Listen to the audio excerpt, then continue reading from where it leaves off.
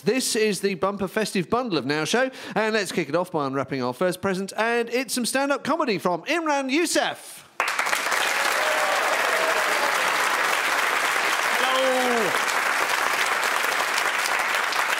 Thank you very much. Marcus mentioned earlier on about the EDL, the English Defence League, and how much publicity they've been getting recent. But the EDL have been around for a long time. And in March of this year, they marched on Parliament. And a counter-protest by the UAF, the United Against Fascism, was staged to oppose them. And that's what I love about Britain. That's what I love about this country, is that when hate and intolerance rears its ugly head in this country, people from all communities had come out together in support of the UAF to speak out against the EDL. Although some confusion was caused by the acronyms when a scuffle broke out between the Ugandan Air Force and the Epsom Down ladies football team.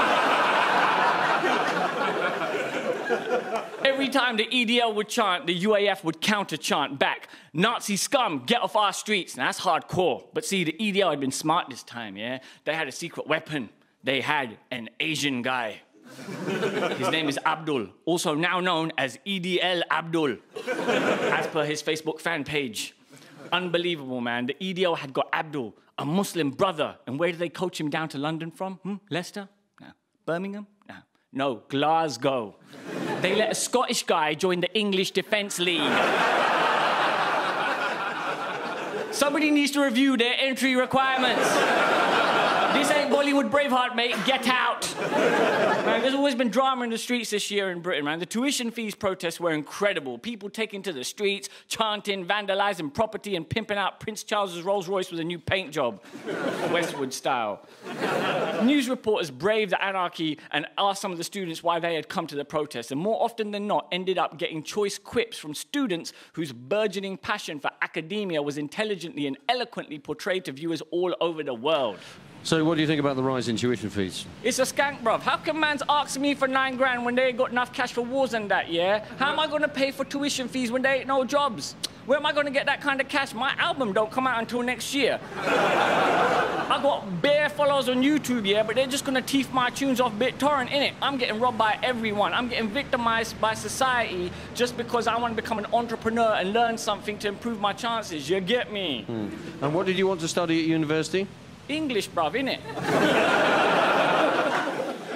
I'm a big fan of WikiLeaks. Finally, the people have risen up for our right to the freedom of information, exposing the corruption, deceit, and the scandals that our trusted politicians are embroiled in. Though my favorite is the revelation of how politicians cuss each other's countries when they think no one was listening. Like what American Richard LeBaron, the US Deputy Chief of the Diplomatic Mission, really thinks about Britain. Boy, those Brits are really paranoid about our special relationship. We only asked them out to war, and now they want to change their status on Facebook to, "It's complicated."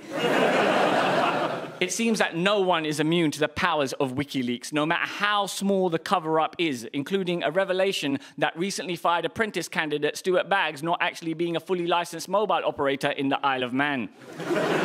However, forget those WikiLeaks. I want to see WikiLeaks where they're about cover-ups about aliens and UFOs, yeah. WikiLeaks has received documentation from an insider at Area 51 that uncovers the truth about what happened in 1947 in Roswell, New Mexico. A flying saucer did indeed crash into a farmer's field after a flying teacup it was attached to came loose.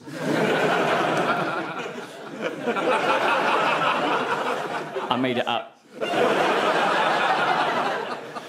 Time magazine has revealed its Person of the Year award for 2010 as Facebook CEO Mark Zuckerberg as the person who has had the most influence on events in 2010, beating the other highly considered candidates, WikiLeaks founder Julian Assange, the 33 Chilean miners, and Kim Jong-il, our future leader. A billionaire at only 26 years of age, the inventor of a product that has over 500 million users, Mark Zuckerberg has pioneered the cutting edge of social networking, setting a precedent for future software developers to take heed, leaving Tom Anderson, creator of the very first social networking site, MySpace, wishing he had studied a little harder at university. Competing social networking businesses have not entirely lost out to the new Facebook stardom, with status quip site Twitter coming up trumps with celebrity love lives in public.